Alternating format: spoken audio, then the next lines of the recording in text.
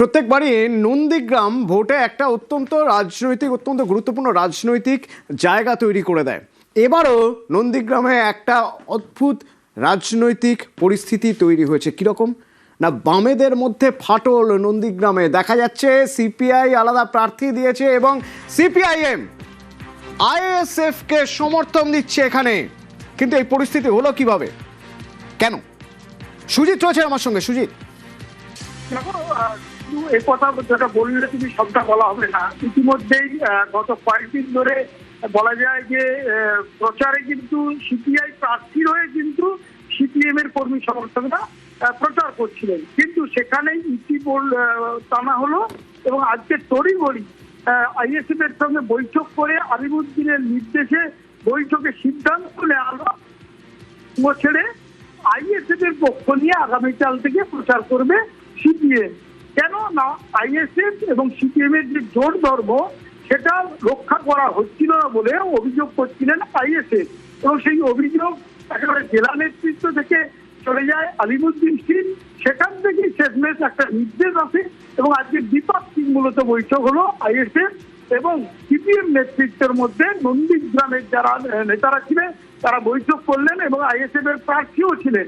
সেখানেই অতনু সিদ্ধান্ত নেওয়া হলো যে আজকে সিদ্ধান্ত যেটা নেওয়া হয়েছে মূলত আগামী সাল থেকে সিপিএম ভোট প্রচার করবে নন্দীগ্রামে আইএসএফ প্রার্থী হয়ে। অবস্থাটা এরকম জায়গায় কেন তোমার প্রশ্ন অনুযায়ী সবাই এই প্রশ্ন করবে। যদি সেই সিপিআই প্রার্থী যিনি হয়েছেন তাকে কিন্তু সমর্থন দিয়ে প্রচারও করছিলেন, দেয়াল লিখন থেকে ধরে ধরে যাওয়া পথসভা সব করছিলেন, কিন্তু আজকে হঠাৎ করে এই সিদ্ধান্ত অর্থাৎ ব্যাগ দিয়ে আর মারলো বলা যায় সিপিএম, এবং সেই ঘটনা নিয়ে কিন্তু চর্চা শুরু হয়ে গেছে।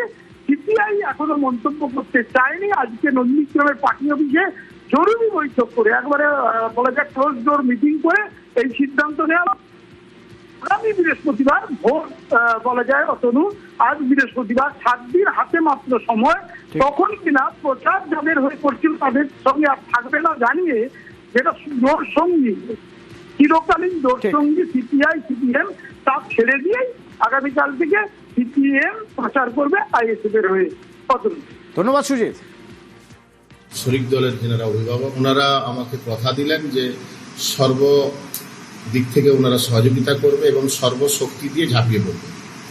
এবং নন্দীগ্রামে আইএসএফ প্রার্থী বাম সমর্থিত সংযুক্ত মোর্চার প্রার্থী আইএসএফ এর পক্ষ থেকেই প্রার্থী হয়েছে। আমাদের পার্টির প্রধান লক্ষ্য হচ্ছে এই পশ্চিমবাংলায় তৃণমূল এবং বিজেপির যে বাইনারি ওদের কাছ থেকে মানুষকে টেনে নিয়ে আসা। সে আইএসএফ এর প্রার্থী হতে পারে, সিপিআই প্রার্থী হতে পারে, উভয়ে কিন্তু তৃণমূল আর বিজেপির বিরুদ্ধে বলছে। অর্থাৎ তৃণমূলের পক্ষে যে ভোটার, বিজেপির পক্ষে যে ভোটার ছিল সেই ভোটারকে টেনে নিয়ে আনতেছি।